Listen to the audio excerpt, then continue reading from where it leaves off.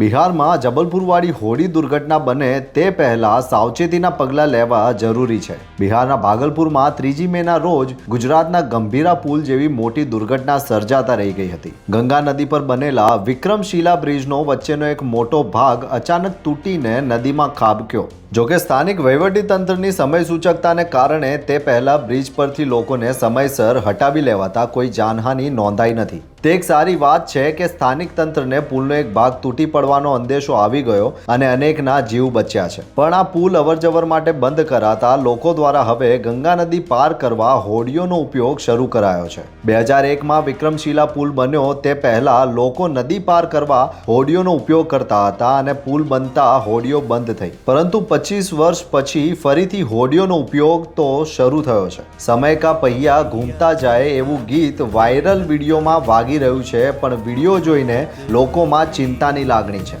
ઉપયોગમાં લેવાયેલી હોડીઓ જૂની પુરાની છે, તેમાં બેસવાની ક્ષમતા કરતાં વધારે લોકોને બેસાડવામાં આવી રહ્યા છે। કોઈ દુર્ઘટના બને તો લોકોને બચાવવા કોઈ લાઈફ જેકેટની વ્યવસ્થા નથી, કોઈ તરવૈયાઓની વ્યવસ્થા નથી, ન કરે નારાયણ। અને હાલમાં જબલપુરમાં બનેલી હોડી દુર્ઘટના જેવી દુર્ઘટના બની તો કેટલાય નિર્દોષોના જીવ જશે। જબલપુરવાળી દુર્ઘટનામાં હોડી ડૂબવા લાગી ત્યારે પ્રવાસીઓને લાઈફ જેકેટ આપવામાં આવ્યા હતા, પણ ત્યાં સુધી તો ઘણું મોડું થઈ ગયું હતું। ગુજરાતમાં વડોદરા નજીક હરણી નદીમાં એક હોડીમાં ક્ષમતા કરતાં વધારે બાળકોને બેસાડવામાં આવતા હોડી એક બાજુ ઝૂકી જતા કેટલાય નિર્દોષ બાળકો મોતને ભેટ્યા હતા।